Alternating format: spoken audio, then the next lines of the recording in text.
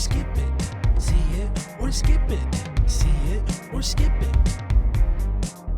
Welcome to a new See It or Skip It, where we're going to be talking about the new 28 years later, almost 20 years since the first movie. Yeah. Plus, we're going to be talking about Elio, the new Pixar film up in space. And we've got some train wreck documentaries from Netflix. And Batman Forever is turning 30. And Batman Begins is turning 20. Can you believe it? I hate it.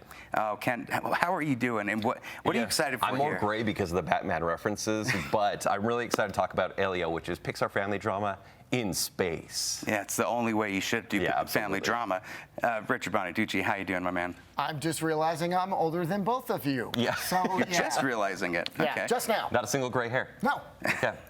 I'm starting to get some gray hairs. It's been a debate whether it's blonde or gray, but Yeah, say blonde. That's why this is coming out in 720p. Welcome, everybody, to a new See It or Skip It. So happy that everybody can join us. Let's get started with zombies. Now, Danny Boyle is back. He didn't do the second 28 weeks later. He did produce it with Alex Garland, who's also the writer.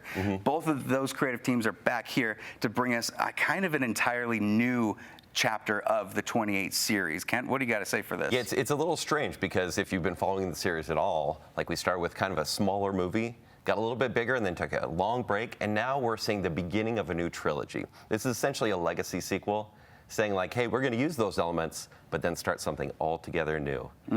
This one, just for story reasons, we do have a little small island community just off the coast of a quarantined UK. And there are zombies or rage-infested creatures. Can we say I'll go with zombies? that. Well, that's what they came from, Rich. 20 years ago, these were a bunch of monkeys that environmentalists came in, rescued them, thinking they were going to save the world, but instead brought the world to a halt because of this. I mean, it's a very similar vibe to the original, but also completely different. What are you thinking? Yeah. So I'm thinking I've never seen a sequel bait quite obvious, quite as obvious as this one, right? How do you mean? I mean, I went in not knowing it was going to be necessarily a new one. Of course, Hollywood's going to leave it open. Of course. But I thought, okay, this is the third one, right? No, it's the start of a whole new thing. Yeah. But they do take that flavor from the first, and then they change it a little bit, because now we have fat, slow ones. Yeah. And still ragey ones, and now crazy alpha ones. Yeah. There's an evolution to all of the things that have happened. And from with the all that, the previous. humanity that is still there in the UK is trained to fight these zombies, right? So the fear isn't quite there, but the zombies have also evolved in their own way. Yeah, and they're training little kids. Yeah. This town is like the town in The Village, where for some reason you're either a bread maker or you work the wall or something. There's no doctors. There's nothing like that, which is kind of nonsense, which is part of the reasons I didn't necessarily like this movie too much, but still feel the technical craft of it was interesting enough. And the main performance by our kid actor here is incredible. Alfie Williams, wow. He is the anchor point of the whole movie, because sometimes you get Aaron Taylor Johnson, sometimes Jodie Comer. You barely get Aaron Taylor Johnson. And honestly, you get about 3 different scripts just thrown together that are tonally all the way off. It felt like 3 acts. Yes, yeah. His, hers, that one. That one. But all of them are kind of tying into this idea of what life is, and they're talking about whether the quality is you're a rage monster or you're a person. You were you had consciousness at some time, and Ralph Fiennes' character is this person that's doused himself in iodine and is going around collecting bones and has the most philosophical points to bring during this crazy zombie thing. He's letting some zombies even survive. It's crazy. Right. There's so many parts of this that's great. The technical aspects, what they did with those phones that were all rigged up in 15 bullet train type scenarios. It looked choppy, let's be real, but that's what this I think they're franchise trying to is. establish the grit from the first one. Yeah. It's what it is. You have the quick moving shots. The whole first one was on DVR, which is insane. So iPhones kind of work. But what did you think of the technical side of this? I was making notes about the technical side. I'm watching the kind of handheld thing going on and some odd pushes that made me go, is something happening? No. Like, they had me on the edge of my seat a lot. Exactly. And the music was great. Even incorporated, say, actual pop tunes into this sort of angular juxtaposition with just sound effects. Yeah. I'm going, ooh. Actually, I thought it was really tension-filled. There were some parts where I was literally going, I'm glad I'm the only one in this theater. But then But then, and I completely agree. I think the acting is spot on, even though some actors disappear, maybe for another movie or so. Right. I think technically, like, I was on the edge of my seat. I'm loving the entire experience. They throw in some comedy, which doesn't quite fit in the movie, but maybe makes sense for the outside world kind of coming in. And then the end goes full Blazing Saddles. Full Blazing Saddles or full Saban Power Rangers. There's a lot you could say about that. There's a lot maybe we can't say, or can we say? Well, this is what ties in first before we get into that spoiler. I want to say the tonal shifts are throughout this movie. Yeah. And it's very prevalent towards the end, but it wasn't taking me out of it for some reason until that ending. I still think this is a strong movie if you're going in wanting to just see like some zombies and some conversation, because now Last of Us, Zombieland, there's always like conversation pieces tied to this. And so I think they do a good job of that, and I'm glad that this isn't like a cookie cutter sequel to what the other ones are, and that they're trying something different. Whether it worked or not, maybe we'll see. They've got 2 more planned. I did think it was interesting that the rest of the world is going on. There is a character who ends up amongst them from the outside world. I don't want to blow anything, but he has full-blown cell phone and internet, and like dating and stuff, and all the stuff that we think of today. Meanwhile, that isolated island, that kid doesn't even know what it is. Right.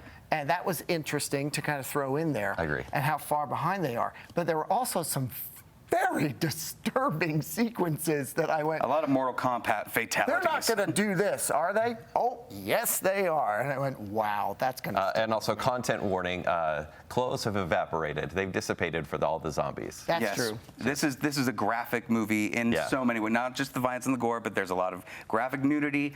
Graphic nudity. Stuff. There's so many other parts to this that like make you question what world we're even in from the last one. But with that being said, for me, it barely scratches to a see it. I'm so confused by the Rotten Tomatoes score. Ken, what do you have? I think it was made for critics. I don't know if it was made for the general public unless they like to be subverted by the end, because that's what this movie will do and maybe give you a slight taste of the next one. But the taste should have waited till the beginning of the next movie. It should have been a standalone experience. And it is a see it for zombie fans, for people that love the franchise. But for a lot of people, they're going to kind of hate it. I agree. Richard, what do you think? I think it's a see it. I would go see it in a theater. I think it deserves that. But I do think the ending is going to be something where everyone seeing it walking out is going to be talking about that. Yeah. And whether or not that worked. Right. I wouldn't have even minded it if, again, we're not going to give it away, but if he ran into this group of people and they were adept at taking out zombies. Right? Yeah. Right. But the way they did it was almost cartoonish. We're going to pause it right there because this is going to be the after show portion. We're going to talk a little bit of spoilers about this. And I we're kind going of to reveal went, it. does that ruin everything before? Well, or does it set me up for, okay, now we're ready for a whole new thing? It does a bit of both. Yeah. But that doesn't mean that they can't pull it off later on. So if you guys are excited for 28 years later, go to the theater. The sound design, everything that you love from the original is still there in its DNA form. But this is a departure. This is from Rise of the Planet of the Apes to Kingdom of the Planet of the Apes. It's a different world. Yeah. With that being said, time to move into Pixar. Okay. A little bit of lighthearted, no eating. Right. You know. So Elio, this is a young boy that just does not fit into this world. Yeah. He doesn't want to be here. His parents have passed away, and so he's with his aunts, and they're struggling to communicate through the entire thing. All he wants to do now is just be abducted. Just aliens, take me away. I don't want to be on this planet anymore. Yeah. I don't know anybody. I don't care about anybody.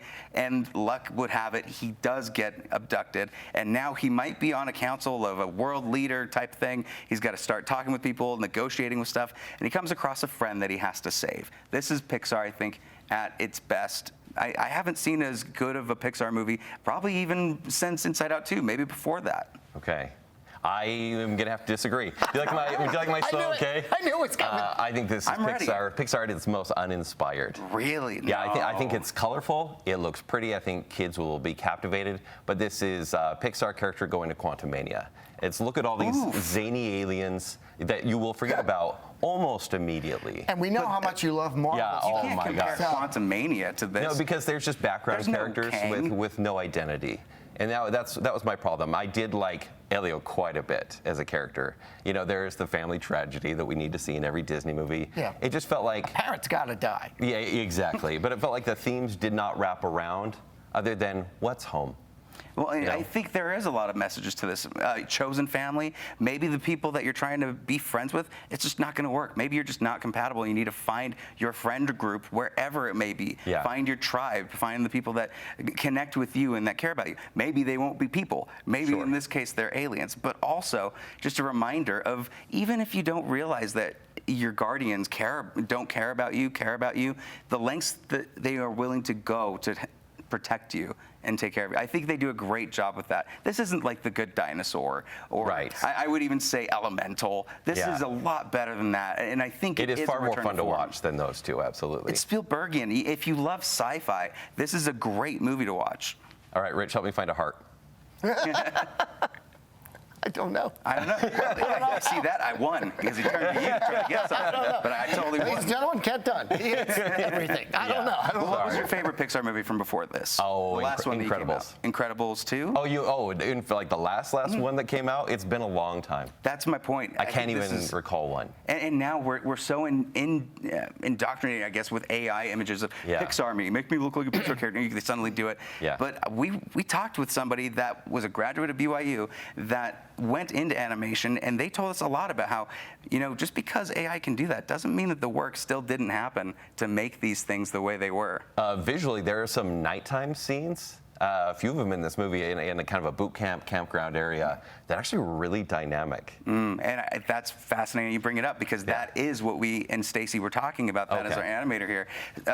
She specifically was working on grooming and hair and stuff. So that scene in particular, I noticed Elio had some matting in his hair. Like when he was covered and he was wet, the way that they made that look so actually real. That's what Pixar is really leaning into, is textures and making their environments seem like it's an actual place. Right. Yeah. I wonder They'll if have that a whole team designated for someone's eyebrows. Yeah. Right. After they woke up. Yeah. So it's a skip it for you though, Ken. Oh, listen, it's a see it for families. It's a skip it for me. Yeah. Right. I didn't need to see it. It could have been a Disney Plus show, but for families that need like a bright, beautiful cartoon, for them Sounds to like see. I see it for you, though. You can't say bright, beautiful cartoon and skip it at the same beat. But I'm with Not if there's nothing I just there. wish it was a I little like bit it. deeper. Stand by it. I stand with you. Richard, you're going to check this out? I will check it out. Very Yeah, cool. I'm a Pixar fan. Yeah. So I will check it out. Very cool. It's the same way I check out all the A24s. Oh, okay. You know what I mean? Curiosity. I'm just going to go see it because I love their stuff. One crushes your dreams, the other inspires you a little bit. Sometimes. And it'll still give you something. Yeah. Even if Yeah. it's not the best thing. But in this case, I Right. do think it leveled up a little bit from what we've seen previously. Okay. With that being said, let's cut to that interview with Stacy, our animator, and find out more about maybe what BYU students should be taking into account if they want to go in to work at Pixar. Take a look. See it or skip it. See it or skip it. See it or skip it. Are you originally from Utah? What made you choose BYU? Yeah, I bounced around growing up from California to Massachusetts we ended up in Utah for high school. I was always interested in art, and even in high school did AP art and just loved it. And I had my sights set on BYU, and I knew they had some good programs, but didn't realize that before I applied. I should have applied to the art program I wanted to go to. So I got there and I couldn't take any art classes because I hadn't been accepted to anything. And then it turns out that animation had a year-long pre-courses that you could take to see if you liked that one. And so that was the one fine art program that I could do. And I started that and loved it, absolutely loved it. And so I was going nowhere at that point. And once I had taken those first few courses, I had to be in animation. We did fun little 2D things with a flour sack, first squash and stretch, and then all the way to learning some 3D programs. The professors there were fabulous and just really gave us great guidance and kind of real pipeline experience with our student films. It's very similar to how it works in the industry, where you work as a team to create something together, and each has our own roles and parts of the pipeline. Then we bring pieces of this big puzzle together. Let's talk about hair, fur, clothing, everything that you were working on with Elio. So what was your approach first to this new project, and how much of it was technical expertise and how much was just pure artistry? It comes in waves of where you are in the pipeline for how creative you're being versus how much debugging and technical stuff is going on. So early on in the film, you're just trying to find a look, right? Because it's an original film and you don't know what's going to land, what's going to feel right to your directors and to the art directors and everyone. And so you're just kind of bouncing off, oh, here's other things that we've done. Does this feel close in the ballpark? Or are we looking totally out in left field? And then just coming up with little tests of here's what yarn hair looks like. Is that something you're interested in? No? Okay, let's go on to this next thing. And so you kind of keep throwing darts at this board until you find this look. And art does a ton of prep beforehand of explorations, and they'll give us drawings of these characters and tests that we should try out. But it is a collaboration between art and the tech. These are drawings, these are concepts that are all 2D until we get them into the computer and test things out and see the spins and seeing them move. I remember with Elio, Sophia did such an amazing job on his hair. And as he's turning, you'll see so many different angles. And we had to do so much dev work because, like, as soon as you turn his head, it's like, oh, that we weren't realizing that line is just going to cut in right in this angle. Some people would laugh and say, why are you focusing so much on a lock of hair? It's like it all adds to it because as our first impression of this character is going to tell us a lot. I'm so glad that you mentioned that because during the movie, there's a particular scene with Elio, and I don't want to spoil it too much, where he's on a beach and it's dark and he is wet. So you can see there's a lot of hair displacement everywhere. I'm imagining that might have been one of those bigger challenging scenes in the movie because the attention to detail of that was incredible to me. Thank you. That was another very big collaboration between us and effects and simulation. I'm a Pixar fan through and through from the start, Toy Story on up, even the shorts. I would always be watching like the short chess match. That was like one of my favorite things. And I noticed like just texturally, everything has so much more detail now, where it affects the way that you're watching those films uh, versus like something new now. What was the behind the scenes change or the breakthrough that maybe audiences don't really realize? For each film, there is so much technical work that happens behind the scenes, and it is constantly evolving with each of our films. So it's kind of funny when people will occasionally poke at, oh, it has the Pixar look, like it's always the same. When in behind the scenes, there's so much work happening to just keep on the cutting edge to make everything even better each time, because there's so much development that happens even within the course of a film. You'll be partway through a film and then something awesome has happened in tools, and they're so excited to get our hands on it. And it's like, okay, but wait, if we give this to you, this is going to change things for about 15 different assets, and you're gonna have to go back and make tweaks. Do you still want it? And so you have this push and pull of, oh, can we get the latest and greatest things that will help us make our jobs easier? But if we do, then we're at risk of tools breaking. And so there's always this kind of balancing board, and you try and take as much updates as you can until you start getting like, okay, the end is in sight. We can't risk our stability anymore. We've got to be content with what we have and move forward. So tools are evolving and we're getting better things to work with each day. But then also behind the scenes, artists are also doing so much. And we don't always follow the physics of what's right and what it should be doing. So our tools team will sometimes get tired of us saying, okay, I know it physically should be doing this, but art wants the shiny part here.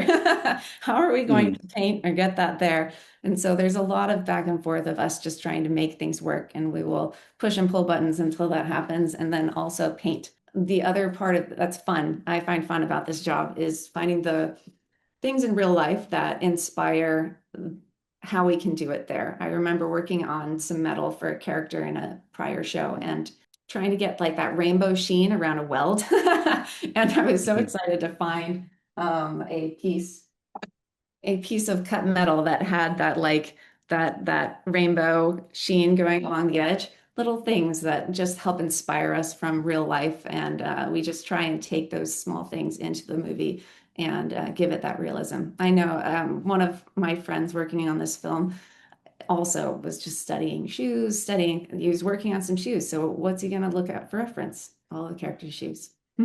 the last question I have for you is just words for the next wave of BYU animation people.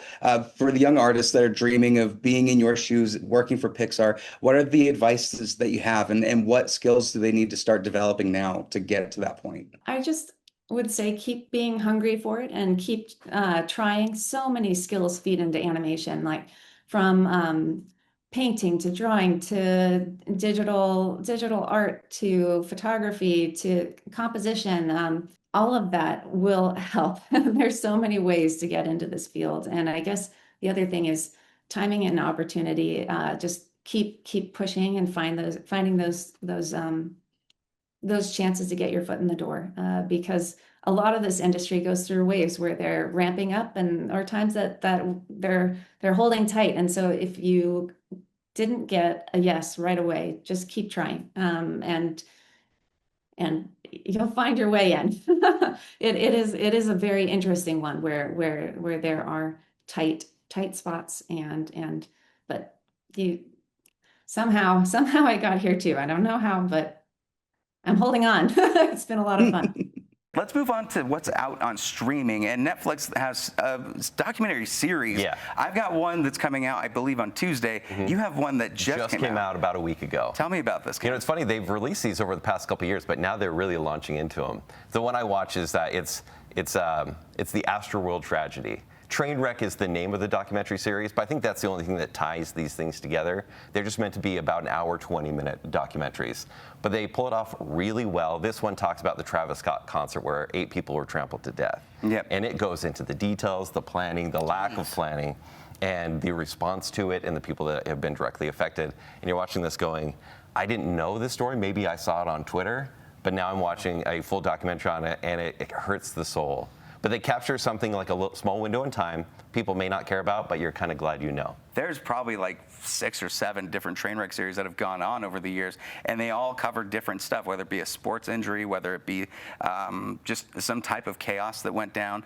And the one that I was like, I cannot believe that I'm watching this right now, is the Trainwreck series about the poop cruise. And I can't believe I'm saying poop cruise I know, on my show. I know. But this is the cruise line that during the pandemic had to stay inside because everything had powered down, and literally none of the toilets worked, none of the irrigation worked, because they all were powered by generators, and those generators were fried. So they were stuck on this boat. Nobody was getting the real word out to the press because they were trying to contain as much as they could, literally in some cases. Yeah, I sure. remember one person on the cruise line was like, I just started taking Imodium the minute I found out about all of it. You get firsthand accounts by everyone that was on the cruise, what was happening. You find out that there was another cruise ship that showed up, kind of just laughed at him from across the other way. Oh, as you do. As you do when there's tragedy striking. But Sure. at the same time, it's so fascinating to see just like, what do you sign up for when you go on a cruise? Are you safe? Do they guarantee your safety? A lot of cases, under the terms and conditions, they don't even guarantee that it's a boat. And, you know, right. They can't even guarantee this is a boat.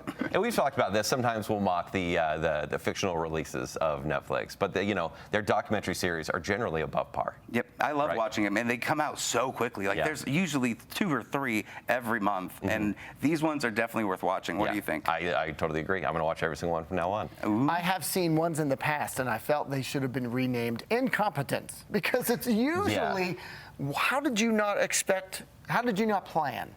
You know, but that's just it. It is a train wreck. Yeah, it is a train wreck. So let us know what you think. I think Netflix has got something really fun going with this. But with that being said, let's turn into some birthdays. It is Batman Forever's 30th anniversary. Ooh. Everyone's got gray hair. And let's take a look at that 480p trailer. Courage now. Truth always. Batman Forever.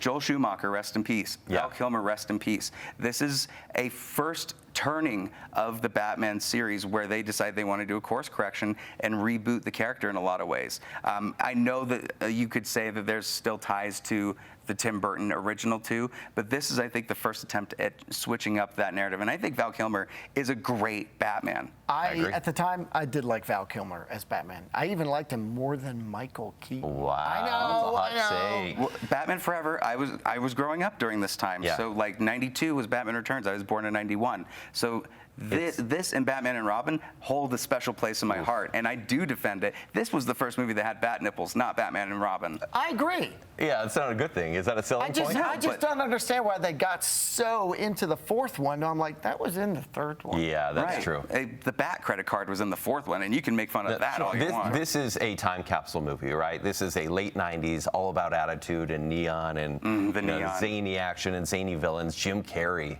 in this movie is just absolutely ridiculous. No, he's ridiculous, and Tommy Lee And Jones. Tommy Lee Jones, what an odd Yeah. casting choice for that. Who hated the entire Who experience. hated the entire thing, hated Jim Carrey. Yeah. Specifically Jim Carrey. Yeah. Jim Carrey was telling a story how he was at a diner one night and he saw Tommy Lee Jones eating his food, and he went over to say hi, and Tommy Lee Jones looked at him probably the way that Harrison Ford looks at everybody Yeah. when they come in and interrupt That's just him. Tommy Lee Jones' face. And he was just like, I hate you so much, which you kind of feel it in the movie. It makes it work very well. Yeah, but as for the transition to a new team and a new cast, it still works. The soundtrack is great. It's a fun movie. You can see the downward slide from Batman Returns, but it still holds some magic there. But I think the downward turn was not necessarily from Joel Schumacher, because as we know, studio, particularly Warner Brothers, they get in, they meddle, they want toys to come out. Toys. And in this case, there is a Schumacher cut, people. That's right, Snyder cut fans. Yeah. There's a Schumacher cut that's finished, that is out there in the world right now. Yeah. But Warner Brothers denied a screening to come out.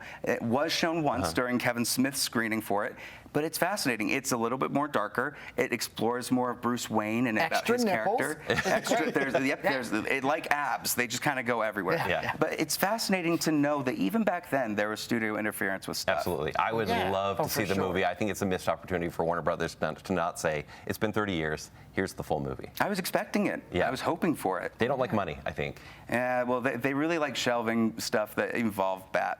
Yeah. Related things. Yeah, But weird. That being said, I love this movie. I will always love it. I still have the McDonald's special edition Batman Forever. So good. Glass. It's art. Like, it's Yeah. beautiful. And I don't know. The Batmobile, maybe my favorite Batmobile. It is out of very all. cool. That It is cool. exoskeleton blue Mm-hmm. underneath. Adopting a 30-year-old man is Yeah, probably absolutely. not the right not a thing. great idea. Yeah, Robin, played by Chris O'Donnell, is about 30. Yeah, at in the time we movie when loved he him, but you adopts look him. back and you go, huh. That's very interesting. know, He's like, it's- I've got you, kid. And You know he's what's like, a silly thing about it is the design of the head of the cowl is a big deal. Yeah. As far as how it looks on actors' faces and how high they make the ears and all that stuff. And frankly, I think it looked best on Val Kilmer. yep, think the so, too. Panther With suit. the That's what it's shape of called. his I'm a face nerd. and his chin and just Yeah. everything. And you think of George Clooney, this leading guy, and it's the softest look. Yeah, it really is. Like it doesn't have the chin the way It's- he had. and the color didn't help it either. But No. I think it's also an incredible Robin suit too. Yeah. Like, It is, yeah. like it was the most into the Batman lore we've ever gotten, yet still was trying to make it its own with that Joel Schumacher flair. And I think it may not hold up in some respects, but to me, it's one that you can still check out. It's a see it. See, it's a see it, absolutely. It's an own it. It's an own the entire thing. But I would like to jump 10 years ahead to now we have the 20th anniversary of Batman Begins. No, that's The weird. rule of 10. That's It's a weird. reboot in 10. It's crazy because, Batman and Robin came out and everyone kind of considered the franchise to be dead. Dead. And they tried to relaunch it a few times. No one could quite grasp it. And then you have Christopher Nolan, who is an indie still kind of at the time director. I mean, Memento, etc. But Wasn't even interested in taking this on. His wife had to convince him to It's do a it. franchise movie. Why would he, right?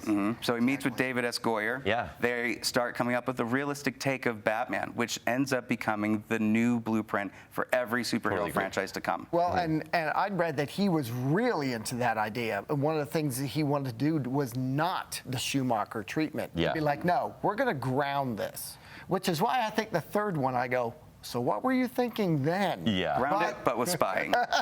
I mean, in the beginning, Grounded, he's fighting ninjas. I mean, it's Well, see, not that No, grounded. it's grounded as I think what works is in that movie, it's a Bruce Wayne movie for almost half of the sure, experience. sure. And then you have the symbol of the bat, and I'm like, wow, I love this director, and I always will. I think I actually like Batman Begins the most of his Okay, three. really? Yeah, just because Okay. it's so grounded, and you get all of that Bruce Wayne before Batman. And it's a Christian Bale movie. It is. Yeah. It is, and he was a great choice. And it's telling a very traditional superhero origin story that we know today. When it goes into The Dark Knight and Dark Knight Rises, that's Nolan giving us everything he's got for it. Sure. But in this, it does feel like there's a lot more attention to Batman Yeah. and him as a character and him as a person. His why What makes and Bruce how. Wayne tick? Yeah. Why Why is he going out at night fighting bad guys? And I think they do a great job of showing that. Yep. Cillian Murphy almost played Batman. There's a lot of audition processes, and there's would've been footage that weird. you can, funny enough, you can look back and find audition footage of Cillian Murphy in the Batman Forever cowl doing the audition. So how about that for a tie-up right there? It's very interesting. Christian Bale gained a ton of weight for it because he was just coming off of what he does. Machinist. He lost a ton. Yeah. And they made a joke when he came in. They're like, we're filming Batman, not Fat Man. Like, I thought that was. He actually overshot the mark a little bit. He did Yeah, a little, he but did. such an impressive movie, one that still holds up today. Yep. Next to that, and the Batman, probably some of the best comic book origin movies we've ever seen. I agree. Yeah, It's a I'm see there. it. Absolutely see it. For sure. Yeah. See it from all of us. Well, that about does it for this episode. But before we go, I just want to make sure that we address someone that has been behind the scenes for quite a while, who might not even be here right now. Maybe we should just cut here, and I'll go grab her. Okay. Actually, we're gonna do a time jump. Ready? Everybody, snap.